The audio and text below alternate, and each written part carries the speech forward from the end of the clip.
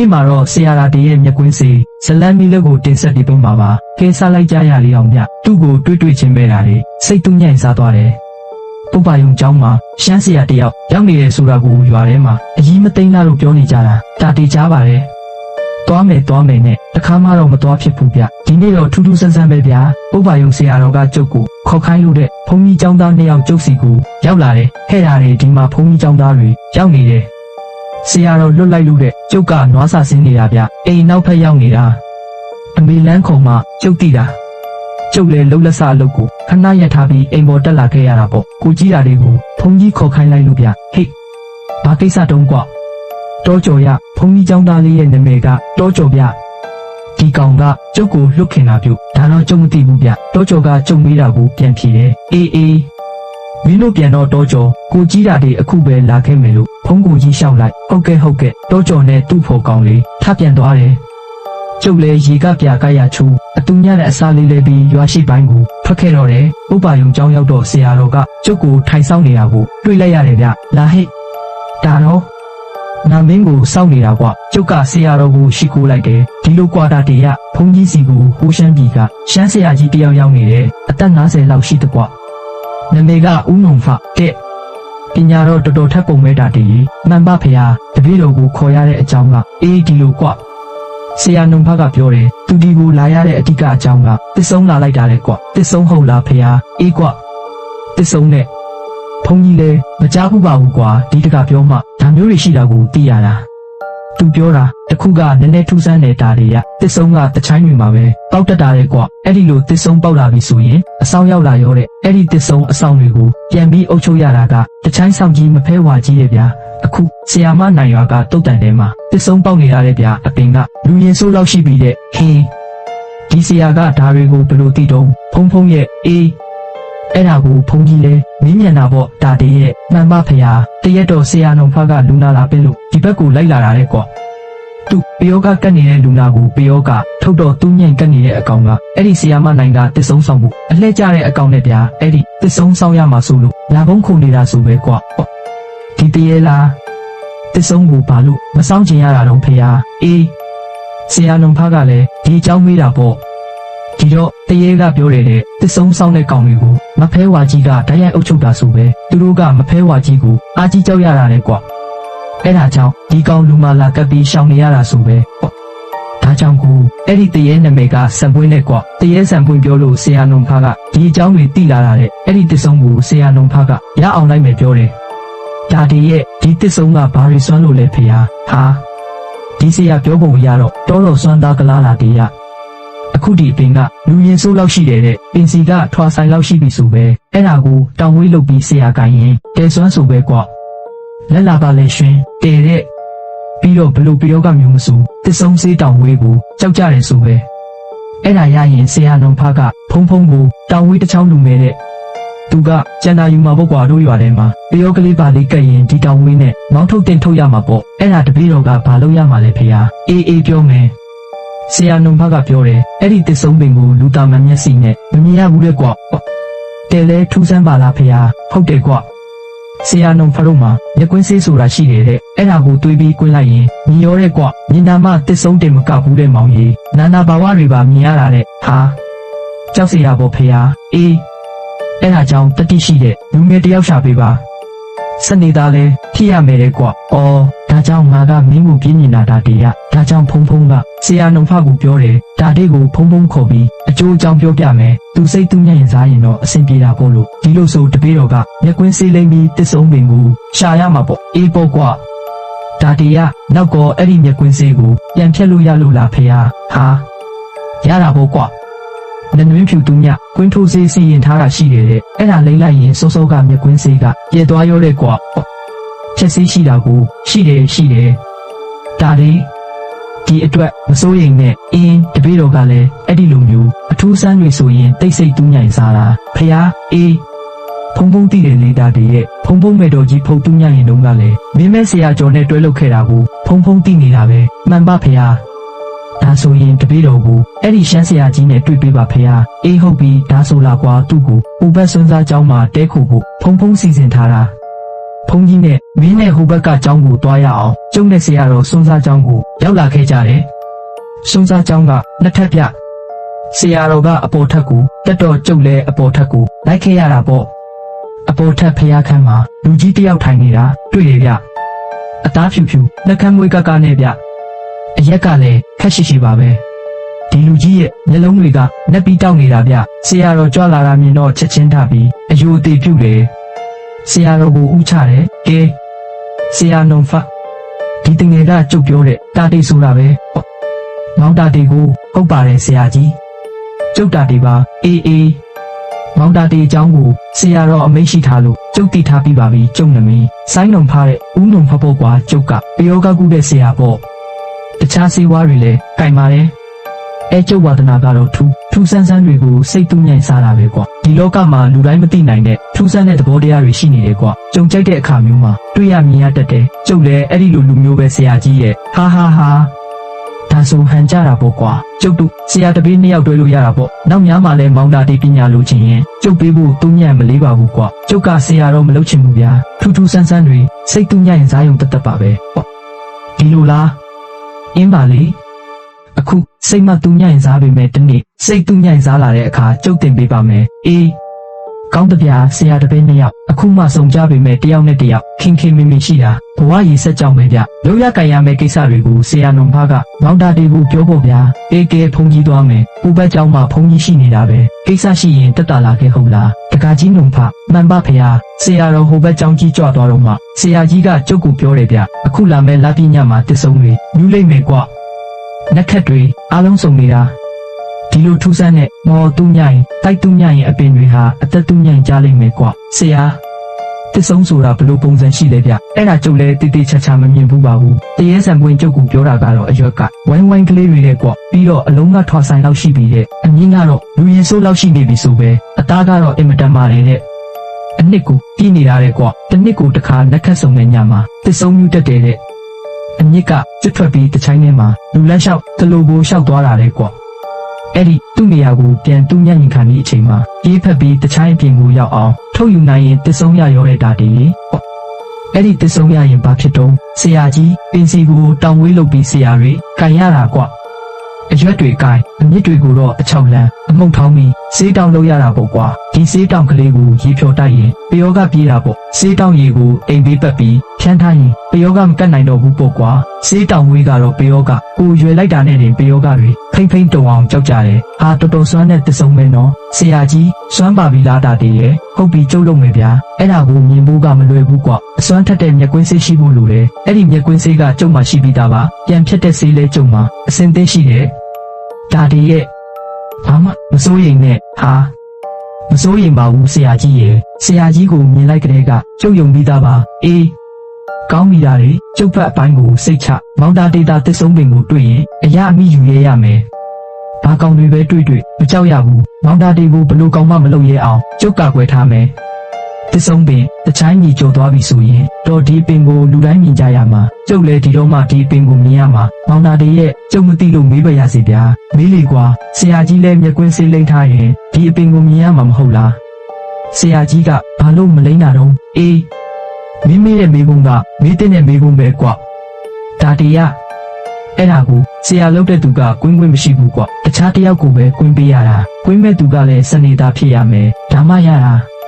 ာပြီးတော့မျက်ကွင်းစေးကွင်းထားတဲ့အချိန်မှာမင်းကတစ်စုံကိုတင်မြင်ရမှာမဟုတ်ဘူးလေတခြားနာနာဘာဝတွေကိုပါမြင်ရမှာကွဒီတော့တော်ယုံတန်ယုံတတိရှိတဲ့လူကိုကွင်းပေးလို့မရဘူးကွယူသွတ်သွားတတ်တယ်နာနာပါသူညပုံစံတွေကဒီလောက်ကြောက်စရာကောင်းလို့လားဆရာကြီးကျုပ်မဖဲဝါကိုတော့ခက်လန်းလန်းကမြင်ဘူးပါတယ်ခက်ဖြူဖြူအရက်ရှိရှိကြီးပဲပြူအဲ့ဒါမဖဲဝါအရေးလောက်ပဲမြင်ရတာကွဒါတည်းတကယ်အကောင့်ထဲကိုမြင်ရရင်တအားလန့်သွားတတ်တယ်နေပါအောင်ဆရာကြီးရဲ့မျက်ကွင်းစေးကွင်းတဲ့အခါနာနာဘာဝတွေကိုမြင်ရတာတော့ဟုတ်ပါပြီသူတို့ပြောတဲ့အတန်ရောကြားနိုင်လားဗျအေးအဲ့ဒါကဒီလိုရှိတယ်ကွကျုပ်ဆရာကြီးတွေပြောတာကတော့မျက်ကွင်းစေးကွင်းတဲ့လူရဲ့ပါရမီပုံမှန်မူတည်တဲ့မျက်ကွင်းစေးကွင်းတဲ့လူရဲ့ပါရမီတက်ခံညံ့ရင်ရုပ်ပဲမြင်ရနိုင်တယ်အတန်မကြားနိုင်ဘူးကွမင်းကတော့ကျုပ်ထင်တယ်လေဒီဘက်မှာပါရမီခံကောင်းမဲ့ပုံပဲကွအဲ့ဒီစေးကွင်းနဲ့ညကြမှာပဲသိရမှာပေါ့ကွာဟုတ်ပါပြီဆရာကြီးနဲ့တွေ့ရတာကျုပ်တော်ကိုဘဟုတုတတိုးသွားပါရဲ့ဗျာအေး အဲ့ဒီတော့လာပြညနေသူညရင်တာနဲ့တာလေဒီကိုရောက်အောင်သာလာခဲ့ပြီးတော့ကျုပ်အစားစားအရာရာပြင်ဆင်ထားလိုက်မယ်ဟုတ်ကဲ့ပါဆရာကြီးစိတ်ချပါကျုပ်ဆက်ဆက်လာခဲ့ပါမယ်ကျုပ်လည်းပုပ္ပယုံဆရာတော်ကိုခဏပြီးပြန်လာခဲ့တယ်တလန်းလုံးလဲကျုပ်တွေးလာတာပေါ့ဗျာကျုပ်တခါမှမကြားဘူးတဲ့မျက်ကွင်းစေးအကြောင်းနဲ့ကြောက်စရာကောင်းတဲ့နာနာဘာဝတွေကိုတွေ့ရမြင်ရတဲ့အခါကျုပ်ရောခံနိုင်ရှိပါမလားခံနိုင်ရမည်မရှိရင်တော့ကျုပ်တွတ်လဲအောင်ယူသွားမှာဗျဟုတ်မဟုတ်ရဲ့လားမတာတေရီလို့ကျုပ်ကိုကျုပ်ပြန်မေးမိတယ်ဗျဥပါလည်းဖြစ်ဗျာဒီလိုအခွင့်အရေးမျိုးကိုတော့ကျုပ်လက်လွတ်မခံနိုင်ဘူးပြုဆရာကြီးဆိုင်းတော်ဖားနဲ့ကျုပ်လိုက်ကိုလိုက်မယ်လာပြင်းနေညနေနေသူညရင်သွားချိန်မှာအမေနဲ့အဘကိုကျုပ်ပုတ်ပါလုံးကြောင်းသွားဦးမယ်ဆရာတော်ခေါ်ထားလို့ပြောပြီးအိမ်ကနေကျုပ်ထွက်လာခဲ့တယ်ကျုပ်ဆိုတဲ့ကောင်ကလည်းတစ်တလုံးဒီလိုပဲသွားနေကြဆိုတော့အဖနဲ့အမေကလည်းတိတ်မဆန်းတော့ပါဘူးလေကျုပ်ပုတ်ပါယုံကြောင်းရောက်တော့ဆရာကြီးကဖျားခန်းထဲမှာစေးဝါးတွေစီးရင်နေတယ်ဗျရွတ်ဖက်တာတွေလည်းလုပ်နေတယ်ကျုပ်လည်းဖျားဦးတိုက်လိုက်ပြီးငြိမ်ငြိမ်ပဲထိုင်နေလိုက်ပါတယ်ခဏနေတော့ဂရင်းနဲ့ချင်လာလို့စစ်လိတ်တောက်ရင်ကောင်းမလားလို့စဉ်းစားလိုက်တယ်ဆရာကြီးကကြိုက်ချင်မှကြိုက်မှလို့တွေးမိတာနဲ့မတောက်ပဲနေလိုက်တော့တယ်မောင်တာတေးစစ်လိတ်တောက်ချင်ရင်တောက်ပါကွာရပါတယ်ကျုပ်ကအနှောက်အယှက်မဖြစ်ပါဘူးကျုပ်အလုပ်တွေလည်းအားလုံးပြီးပါပြီကျုပ်ဆရာကြီးကိုတော်တော်အံ့ဩသွားတယ်ဗျကျုပ်စိတ်ထဲမှာဖြစ်ပေါ်နေတာတွေကိုဆရာကြီးသိနေတာကိုလို့တွေးလိုက်မိတယ်အင်းကျုပ်သိနိုင်စွမ်းရှိပါတယ်မောင်တာလေးအခုမောင်တာတေးကထမင်းစားလာခဲ့တယ်မို့လားဟုတ်ကဲ့စားလာခဲ့ပါတယ်ဆရာကြီးအေးမင်းထမင်းစားတာကြက်သားဟင်းနဲ့လေကြက်သားဟင်းကငရုတ်သီးဆက်လုံးလုံးနဲ့ရေနှစ်ခါတော့ထပ်တော့ရသေးတယ်မို့လားပြီးတော့အဲ့ဒီကြက်သားကမင်းတို့အိမ်တောင်ဘက်ဝိုင်းထဲကအသားမို့လားကြက်ကနည်းနည်းရင်းနေလို့မင်းအမေမှာလူအောင်တော်တော်ကိုချက်လိုက်ရတာကွာချက်ဖတ်ဆိုတော့အသားကမာတာပေါ့ကွာညာဒါတွေကအစဆရာကြီးသိနေတယ်ဟုတ်လားအေးသိပါတယ်မောင်တာတွေအခုလိုပြောပြတာကျုပ်ကုံကိုဖော်ချင်လို့မဟုတ်ပါဘူးမင်းယုံကြည်ပြီးဆရာတင်မဲ့သူကဘလို့လူလဲဆိုတာတော့တိထားတဲ့နဲ့ထင်လို့ပြောပြတာပါအော်ဟုတ်ကဲ့ပါဆရာကြီးရဲ့ကျုပ်တသက်မှာတော့ဆရာကြီးလိုဆရာမျိုးဒီတစ်ခါပဲမြင်ဘူးပါသေးတယ်ဗျာအေးအခုကျုပ်ရုပ်ဖက်နေတာတွေမောင်တာတေတွေ့တယ်မို့လားဟုတ်ကဲ့တွေ့ပါတယ်ဆရာကြီးအေးအဲ့ဒီဆေးတွေအင်းတွေကိုမနှံ့ရုပ်ပြီးနှိုးထားတာကွဒါမှအရေးအကြောင်းရှိလာရင်အားလုံးအသက်တူးညိုင်နေမှာပေါ့ဘာမှမကြောက်နဲ့မောင်တာတွေကျုပ်နဲ့တွဲမိလို့မင်းပါမှမဖြစ်စေရဘူးတိလားဟာကျုပ်ဆရာကြီးကိုယုံမိသားပါဗျာအေးကောင်းတာပေါ့ကွာကျုပ်ကစေးပေါ်လက်ကလေးမင်းညိုပြီးဖွာတယ်ဗျဆရာကြီးကတော့ရေနွေးချမ်းတွေတစ်ခွက်တောက်ပြီးတွေးနေတယ်တော်တော်ကလေးညစ်နေလို့ရွာထဲမှာလူချေတိတ်ပြီးဆိုတော့မှတဲတာတေးရီကျုပ်တို့ဆရာတပည့်နှစ်ယောက်ဖះရှိခိုးကြစို့ဟုတ်ကဲ့ဆရာကြီးကျုပ်ရောဆရာကြီးပါဖះကိုဦးတိုက်ကြတယ်ဖះရှိခိုးပြီးတော့ဆရာကြီးစိုင်းနှုံဘက်ကဖះမှာတစ္ဆာဆိုတယ်ဖះတပည့်တော်နှုံဘဟာဒီပညာတွေကိုတက်မြောက်တဲ့အချိန်ကစပြီးလူတွေရဲ့ဒုက္ခတွေကိုကယ်တင်ခဲ့တာပါဖဖះအခုလဲဖះတပည့်တော်အလိုရှိတဲ့ပစ္စည်းကိုရရင်တတဝါတွေကိုကယ်တင်မှုစောင့်ရှောက်ဖို့ပဲရည်ရွယ်ဒါပါဖះဤတစ္ဆာစကားမှန်ကန်ပါကဖះတပည့်တော်တို့ဆရာတပည့်နှစ်ယောက်ဒီညပြုလုပ်မဲ့ကိစ္စကအောင်မြင်ရပါလို့ဤဖះကျုပ်ရောဆရာကြီးပါဖះကိုဦးသုံးချိန်ချလိုက်ကြတယ်ကဲမောင်နာတေးသွားစုအချိန်ကြပြီကွဟုတ်ကဲ့အတင်းပါပဲဆရာကြီးကျုပ်နဲ့ဆရာကြီးရွာပြင်ကိုထွက်ခဲ့ကြတယ်ပြီးတော့ရွာပြင်ကပတ်ပြီးရှောက်ခဲ့ကြတယ်ဒီအချိန်သွားမှဆရာမနိုင်ကိုတကောင်လောက်ရောက်မှာကွကြိုသွားလို့လည်းမရဘူးလေမဖဲဝါကကြိုတိနေရင်ဘာမှလုပ်လို့ရမှာမဟုတ်ဘူးဒါတီးကကျုံနာတဲ့မဖဲဝါဆိုတဲ့အတန်ကြားလိုက်ရတော့နည်းနည်းတော့လမ်းသွားတယ်ပြုဒါပေမဲ့ဆရာကြီးရဲ့ပညာစွမ်းကိုကျုပ်ယုံပါတယ်ဗျာကျုပ်တို့ဆရာတပည့်ဘယ်ရွာကိုမှမတူညံ့နေမယ်အပြင်ကကြီးပတ်သွားကြတာဆရာမနိုင်ကိုကျုပ်ကဖြစ်လမ်းတီးတော့အဲ့ဒီလမ်းကနေဆရာကြီးကိုခေါ်လာတာတကောင်မတိုင်ခင်ဆရာမနိုင်တချိုင်းတဲ့ကိုကျုပ်တို့ဆရာတပည့်ရောက်လာတာပြုကဲလာမောင်တာတေဟိုစရက်ပေါ်ကိုတက်ကြစို့ကျုပ်တို့ဆရာတပည့်ဆရာမနိုင်ရွာတချိုင်းတဲ့ကစရက်ပေါ်ကိုတက်လာကြတယ်ဇရက်ပုံမှာဆရာကြီးကအကြအနာထိုင်လိုက်ပြီးတော့သူ့လွယ်အိတ်ကြီးတွေကကြောက်ပြင်းတစ်သေးလေးကိုထုတ်တယ်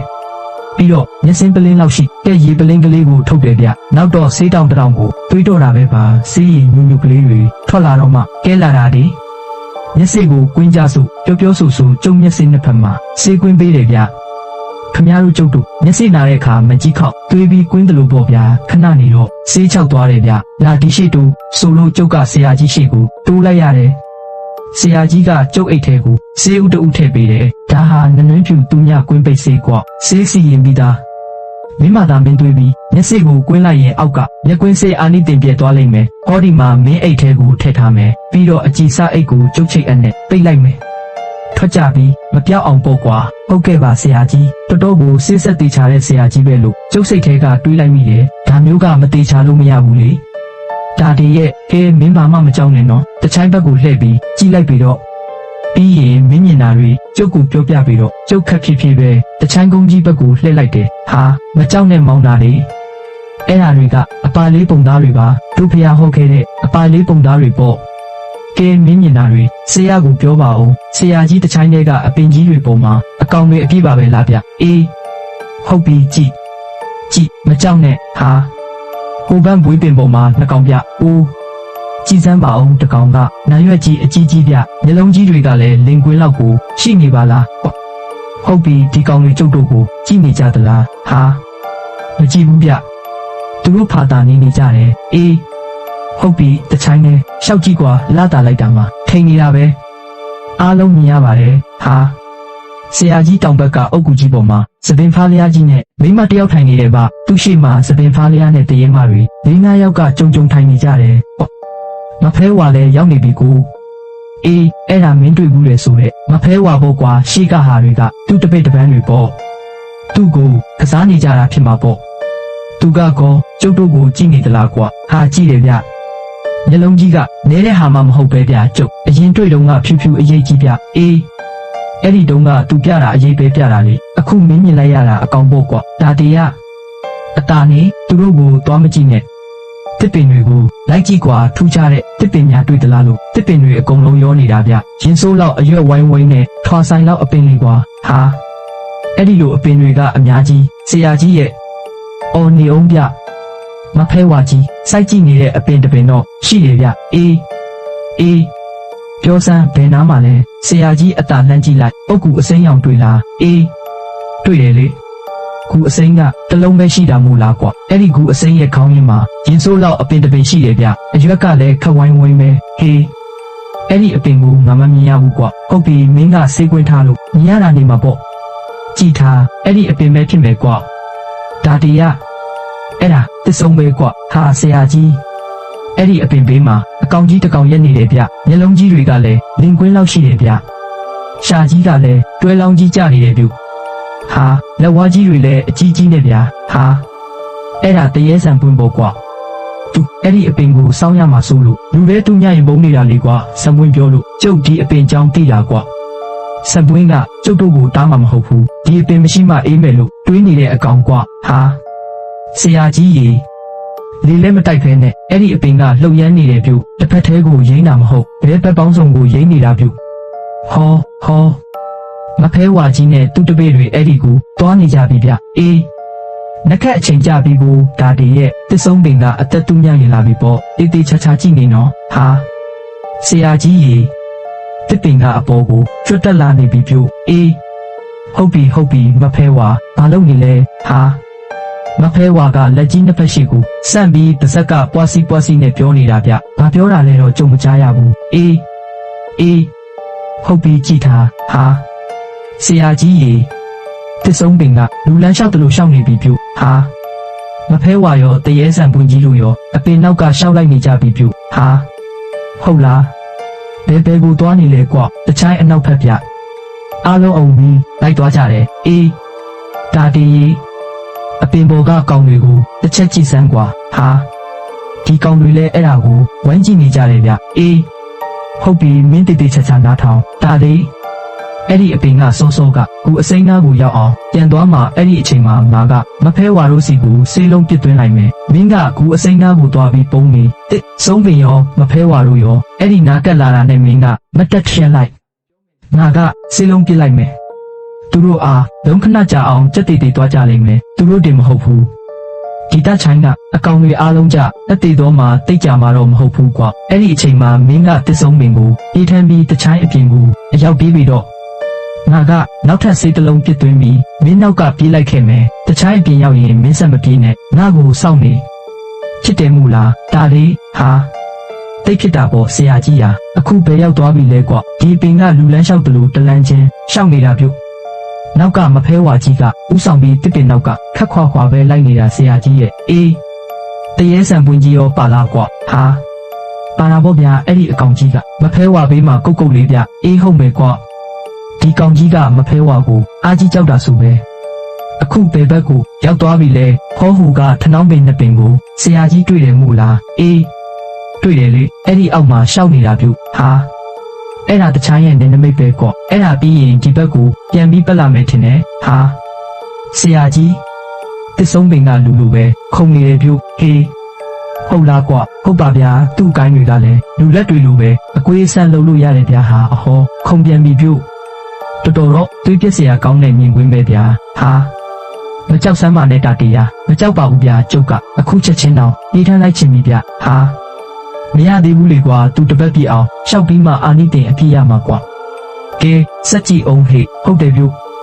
ဒီပင်ကတချိုင်းကိုလက်ပတ်သွားနေတာဗျာဟိုဘက်ကဂူတွေဘက်ကိုတက်သွားပြီပြုဟုတ်ပြီမျက်ခြေမပြတ်တာကြည့်နေဟဲ့ကျုပ်ကြည့်နေတော့မှပဲတစ်ဆုံးပင်ကတချိုင်းကြီးကအနှံကိုရောက်သွားတယ်ဗျတချိုင်းတစ်ခုလုံးလည်းရောက်သွားတော့မှရက်နေတယ်မဖဲဝါကြီးတို့ကလည်းနောက်ကထက်ချက်မခွာလိုက်နေတာပြုရက်နေတဲ့ဆရာကြီးကြီးဟာဟုတ်လားကဲ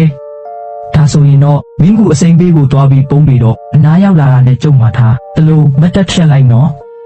ကျုပ်စေးလုံးပြစ်သွင်းမယ်ကျုပ်ကလည်းဟောဟိုကဖုံးကြီးမေတော်ကြီးရဲ့ကူနာမှာကက်နေမှာတိလားဟုတ်ပြီဆရာကြီးဒါဆိုရင်ကျုပ်သွားပြီပြုကျုပ်ကဆရာကြီးခိုင်းတဲ့အတိုင်းဂူရီကြားမှာပုံပြီးဂူအစိမ်းသားကိုရောက်အောင်လာခဲ့တယ်ကျုပ်လက်ကြည့်လိုက်တော့ဆရာကြီးလည်းကျုပ်လိုပဲဂူရီကွယ်ပြီးလာနေတယ်ဗျအချုံအတက်တွေနဲ့လှုပ်ထားတဲ့မေတော်ကူနာရောက်သွားပြီပြုမဖဲဝါကြီးကတော့တစ်ဆုံးပင်ကိုပဲအာယုံထားနေတာဆိုတော့ကျုပ်တို့ကိုမြင်ပုံမပေါ်ဘူးဗျတစ်ပင်ပေါ်ကကောင်တွေကလည်းဘာကူမှမကြည့်တော့ဘူးပြုသူတို့ဟာသူတို့ပဲငြိမ်နေကြတယ်ဟောပြောရင်းဆိုရင်တစ်ဆုံးပင်ကခုံပြီးပြန်လာနေပြီပြုအောင်မယ်လေးမဖဲဝါကအရက်ကြီးစေပြီ10 တပေလောက်ကိုရှိတာပြုမျက်နှာကြီးကမဲနဲ့နေတာဗျမျက်လုံးကြီးနှလုံးကလည်းပြူးထွက်နေတာပြုကျုပ်လက်မအော်မိအောင်ကိုမနှဲထိန်ထားရတာပါဟောလာကြပြီခုအစိမ်းသားကိုရောက်တော့မယ်ဆရာကြီးမှာတဲ့အတိုင်းကျုံမတက်ဖြတ်လိုက်တယ်မတက်ရယုံတင်မကဘူးပြုမဖဲဝါကြီးကိုပါလက်ညှိုးထိုးပြလိုက်တယ်ဖြစ်ပြီပြုကျုပ်ဆရာကြီးပြစ်လိုက်ပြီးဟာဆွမ်းလိုက်တဲ့ဆေးပြာမဖဲဝါရောတရေဆန်ပွင့်ကြီးရောနောက်ကိုတလန်လောက်ရွေသွားကြတယ်ဗျပြီးတော့ဘာမှမမြင်တလို့နိုင်နေကြတယ်ကျုပ်ပြေးပြီးတစ်ဆုံးပင်ကို꿰ပြီးအခုံးပေါ်ထမ်းလိုက်တယ်ပြေးပြီးတချို့လေးပဲတာတီတဲ့ဟိလို့ကျုပ်စိတ်ထဲမှာကြုံဝါရင်တစ်ဆုံးပင်ကိုပခုံးမှာမိမိရထမ်းပြီးကျုပ်ပြေးတယ်ရှောင်ကြရှားကြဟိဆိုလဲဆရာကြီးရဲ့ကြုံဝါတန်ကြီးကိုကျုံနောက်ဘက်မှာကြားလိုက်ရတယ်ဗျကျုံနောက်မှာဆရာကြီးပါလာပြီဆိုတာသိတော့ကျုပ်အားတက်သွားတာပေါ့ဗျာဟေးဒါတော့မနာနဲ့ဒီတို့ဆရာကြီးကကျုံနောက်ကကပ်ပြီးပြောလိုက်တယ်ရောက်တော့မယ်ဟောရောက်ပြီပြုတချိုင်းအပြင်ကိုကျုပ်တို့ရောက်ပြီဗျဆက်ပြေးဒါလေးဆက်ပြေးကိုရှိကရာခင်းတဲ့အထိပြေးกว่าဟာကျုပ်တစ်ဆုံးပင်ကိုမြင်ရပြီဟဲ့ကျုပ်ပြေးတယ်မနာဘူးပြေးတယ်ပြောရအောင်မယ်ပြုကျုပ်ပခုံးပေါ်မှာပါလာတဲ့တစ်ဆုံးပင်ကလူတယောက်ယုံတယ်လို့ယုံနေတာဗျကျုပ်ကတေးသေးချာချာဖိစုပ်ထားရတာတချိုင်းနဲ့ဝေးလာမှဒီကောင်းငိမ့်လာတယ်ဘယ်နဲ့လဲတာလဲမင်းပခုံးပေါ်ကကောင်းလှုပ်သေးလားဟာငိမ့်သွားပြီပြုဆရာကြီးရေအေးဒါဆိုရင်ရပြီကွာဒါလေးရက်လိုက်တော့ကျုပ်တို့ဆရာတပည့်2ယောက်ရက်လိုက်ကြတယ်2ယောက်လုံးဟောဟဲလိုက်အောင်မောနေကြတာပြုဒါလေးနောက်ကိုတစ်ချက်ပြန်ကြည့်စမ်းဘာမြင်တယ်လဲကျုံနောက်ကိုလှည့်ကြည့်လိုက်တယ်မြင်တာပေါ့ဗျာဟာဆရာကြီးမဖဲဝါကြီးတချိုင်းသူ့ညမှာမတက်ကြီးရက်နေတယ်ဗျအေးဟုတ်လားငါတို့နောက်ကိုလိုက်လာတာလားမလိုက်ဘူးဗျရက်နေတာကျုပ်တို့ကိုကြည့်နေတယ်ဗျဒါဆိုအောင်ပြီပေါ့ကွာကဲတာလေးခတ်တုတ်သွားကြစို့ဟုတ်ကဲ့ဆရာကြီးကျုပ်တစ်ဆုံးပင်ကိုထမ်းရင်းဆရာကြီးနဲ့ကျုပ်နဲ့ခီးဆက်ကြတယ်နောက်တော့မကြလှည့်ကြည့်ရတာပေါ့ဗျာမဖဲဝါလိုက်မလာပါဘူးလမ်းမှာတော့ဗျာအကောင်မျိုးစုံကျုံမြင်ရတာပေါ့တချို့ဆိုရင်ခေါင်ကတင်းတောင်းတော့ကိုရှိတာဗျဒါပေမဲ့ကျုပ်တို့ကိုဘာအန္တရာယ်မှမပေးကြပါဘူးထနောင်းကုန်းကိုကျုပ်တို့ဆရာတပည့်2ယောက်ပြန်ရောက်တော့အယုံတောင်တက်ကနီးနေပြီဗျတကယ်တော့ဒီညကိစ္စကိုပုပ္ပါယုံဆရာတော်ရဲ့ဆရာကြီးရဲ့ကျုပ်ရဲ့ပဲတီးခဲ့ကြတာလေအခုတော့ခမားလဲတီးသွားပြီပေါ့ဗျာပြီးပါပြီခဗျာ